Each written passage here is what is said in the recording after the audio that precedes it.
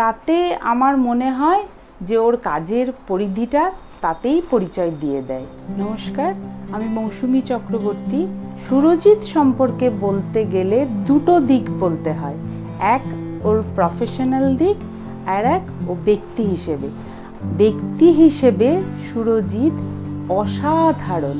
যদি প্রফেশনাল দিকটা বলতে চাই, যে মানুষ হিসেবে যে এত ভালো, ব্যক্তি হিসেবে ওর এত সুন্দর ব্যক্তিত্ব, তাতে আমার মনে হয় যে ওর কাজের পরিধিটা তাতেই পরিচয় দিয়ে দেয়।